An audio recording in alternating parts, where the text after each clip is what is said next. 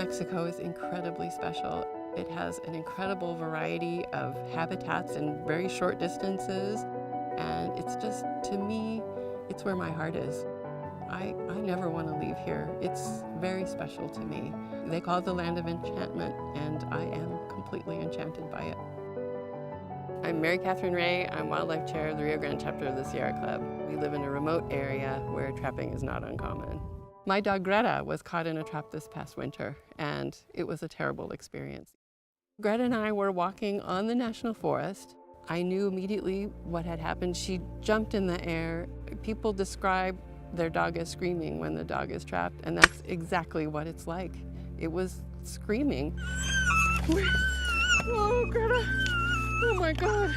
Greta! Greta! Most people don't even realize it's still legal. It's shocking for people to learn when their dog gets caught that this is something that is even a possibility. I love going out in the forest, but it does make you think twice. Trapping is hardly regulated at all.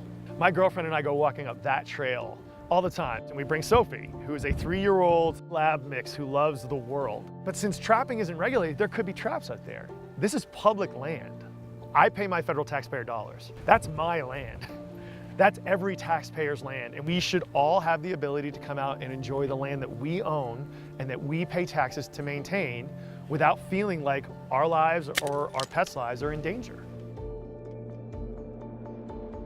Trapping does not have a place in New Mexico, and especially not on public or state lands. One of these days, I want this thing just to be an item in a museum. It's archaic, it's barbaric, and it has no place in this society. It's an agonizing death because it doesn't kill them. They don't want to hurt the fur, and it's not unusual to come back to a gnawed-off leg. It's a pretty brutal way to exit this life. I'm a hunter. A hunter knows exactly what they're going for. I mean, that's the clear difference. That's where my conflict with the traps comes. It's just the indiscriminate setting of them.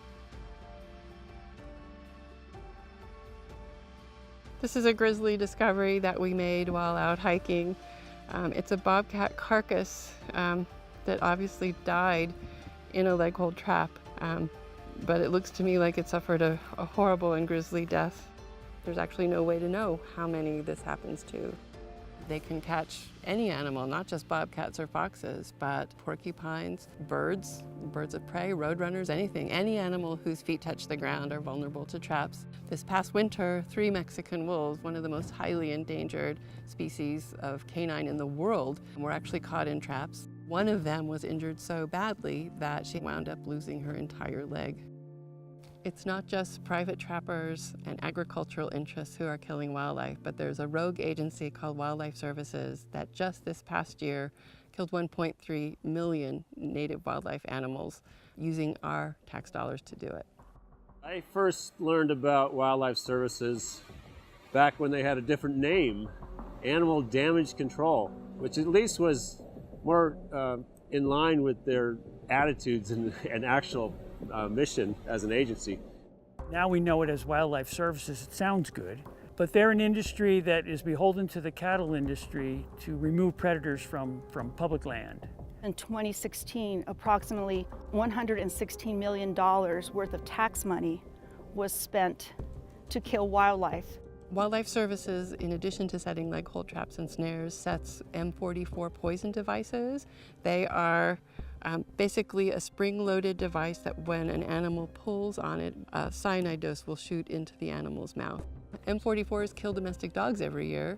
I actually know someone who pulled the trigger of one and it went off in his hand, and he says he's alive today because the wind was blowing the right direction. They didn't ask us, but yet they're using our tax money to buy snares, to buy traps, to hire pilots to do aerial gunning, to shoot wildlife. There was a morning where we woke up and heard a helicopter flying really low over our house, and there was periodic gunfire. And it turned out that our neighbor had complained about marauding coyotes eating his chickens. Wildlife Services spent 5 hours of helicopter time, heaven knows how many thousands of dollars, to protect probably $100 worth of chickens. In those 5 hours, they killed 24 coyotes, but the coyote marauding the chickens was not among them.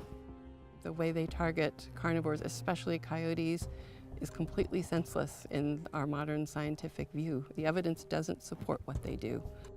The science shows that predator populations do not have to be managed. And when they are managed, things go wrong. When we remove a predator anywhere, biodiversity crashes. It doesn't work to prevent future conflicts. When you find out that the science doesn't back up that this has any sort of effect on protecting livestock, which is what they're saying that they're trying to do, it just goes back to, it seems like we enjoy just killing for the sake of killing. And I don't think that's who the majority of people are and the values that they have. We're stewards and we should be smarter. We have the tools and we have the mental capacity. If anything, our tax dollars should be going to providing livestock operators with assistance if they need it to avoid situations that require lethal control. This isn't working. It's barbaric, it's a waste of taxpayer money, and we can do better, and that's what we should be trying to do.